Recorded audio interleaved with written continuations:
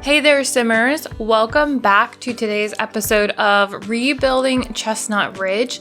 Today we're in the Duke's Hall lot, and I'm making a shell so that way we can put anything we want in here. If you want it to be a park, which I think is the original, you can keep it that way. You could make it into a retail lot, a restaurant, a bar, really anything you want it to be. Maybe not a bar, maybe a saloon. That kind of sounds fun. So the idea for this build was to make several buildings in a line, kind of like how you would see in the town area, just next to the horse training center there. And here I'm calling it, the Duke's Hall shell. So I did pull out some items from Debug in the beginning and grabbed some of the decoration for the front area and that fountain. I also pulled out some of the buildings that they have for around the world that just kind of were the style that I was looking at. I took a screenshot. It's over on my other screen. And I'm kind of basing these buildings off of those Debug items. The problem that I have with a lot of these types of builds are these front awnings here. Like in the Debug items, and when they're like actual awnings, they look really nice, but you can't put an awning directly above the columns. So you have to make your own. And so I don't have move objects or anything on. So I can't put them up, but you could turn on move objects and you can put them anywhere. But I wanted to try to build without move objects as much as possible. Here I'm playing with the heights of the half walls because I want to put signs above each doorway and they're too short for the signs. So I end up having to go through and putting all of the short walls up even more.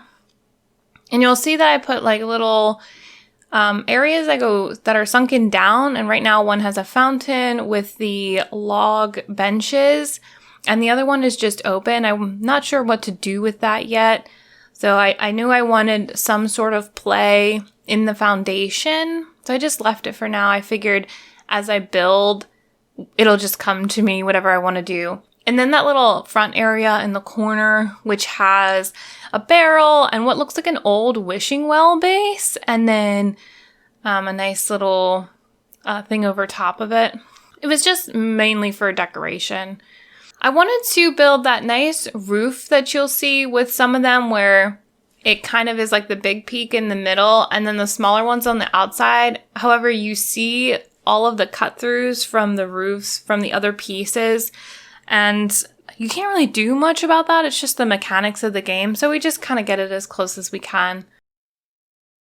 Starting to work on the personality of each building now. I wanted each one to have a distinct color for the outside. And you'll see that that corresponds to what I end up putting on for paint or vertical boards.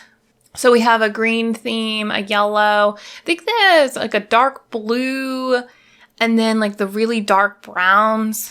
I wanted to try to stick within the Horse Ranch pack and base game as much as possible, which I think I actually do. I don't think there's anything from any other packs.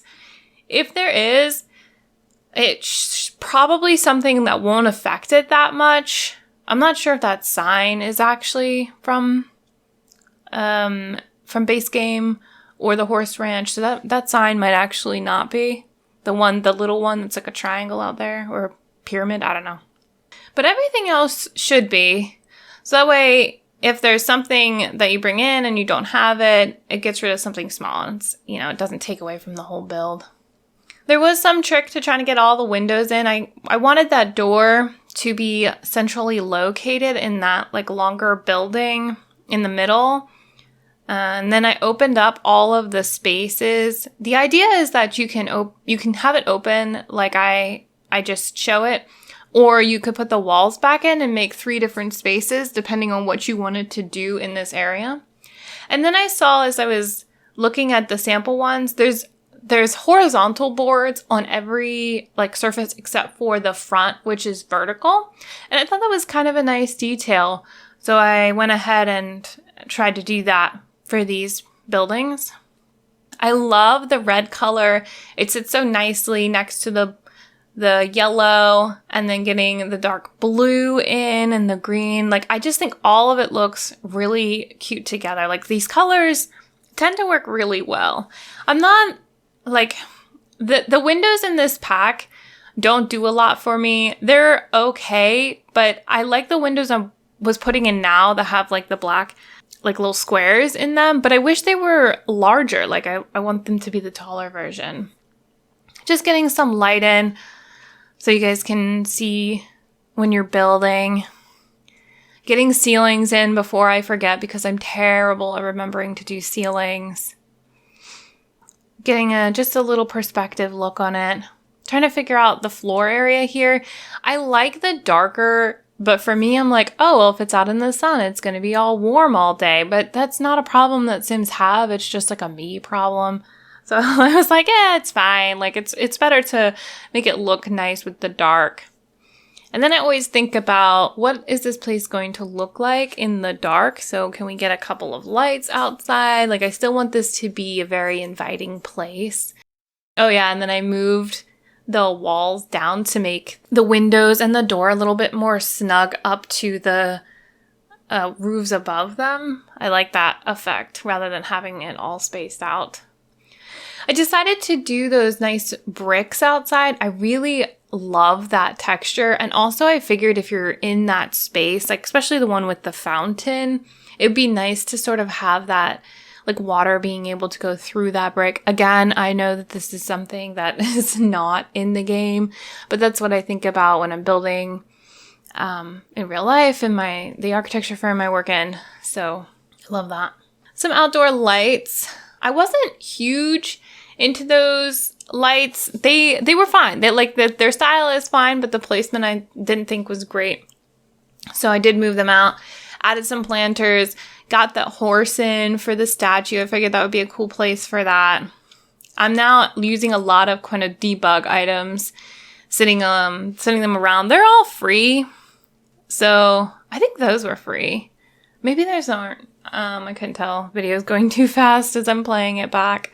I like a couple little details. I figured if people wanted to do only the inside for the shell challenge, then at least the outside can look really nice. I'm not huge into doing exterior of buildings, but I figured since this one is shell only, I would try to make it as nice as possible.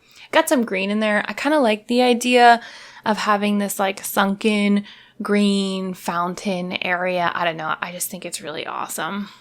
Couple trees here or there. There is a big tree in the back that was debugged that kind of creates some problems when you're building because it's like so big it hangs over. You can't look at like specific angles or, you know, it gets in the way. So if you want to remove that, obviously go for it. Put in maybe another tree that's like thinner.